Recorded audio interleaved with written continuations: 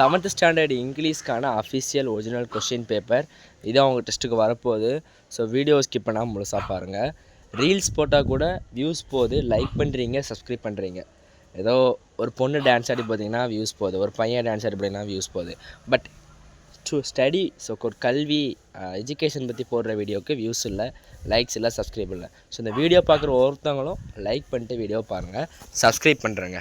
Okay, so 7th standard English இதில் இருக்க questions ஒன்றுமே ஸ்கிப் பண்ணாமல் படிச்சிருங்க. இதுதான் உங்கள் ஆனுவல் எக்ஸாமுக்கு வரப்போகுது. ஓகே, உங்களுக்கு என்ன கொஸ்டின் பேப்பர் வேணுனாலும் கமெண்டில் சொல்லுங்கள், அடுத்த வீடியோலையே போட்டுடலாம். So wait பண்ணாதங்க.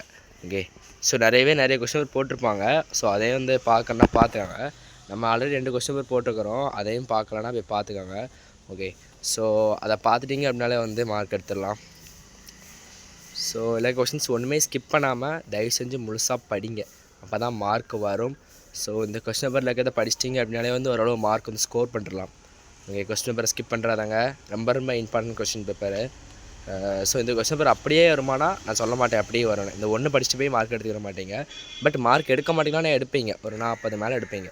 60க்கு 60 எடுக்கணும். நம்ம சேனலில் போடுற எல்லா கொஸ்டின் பேப்பரும் படிச்சிடணும். ஓகே, கொஸ்டின் பேப்பர் நிறைய இருக்கும், அப்போ கொஸ்டின் நிறைய இருக்கும் அப்படின்னு சொல்லி பயப்படாதாங்க. இல்லை கொஸ்டின்ஸ் தான் அதில் இருக்க போது, 1-2 கொஸ்டின் தான் புதுசாக இருக்கும். ஓகே ஓகே, தேங்க்ஸ் ஃபார் வாட்சிங். சப்ஸ்கிரைப் பண்ணலாம், சப்ஸ்கிரைப் பண்ணிட்டு ஸ்டே வாட்ச்ட். அடுத்த வீடியோவில் பார்க்கலாம்.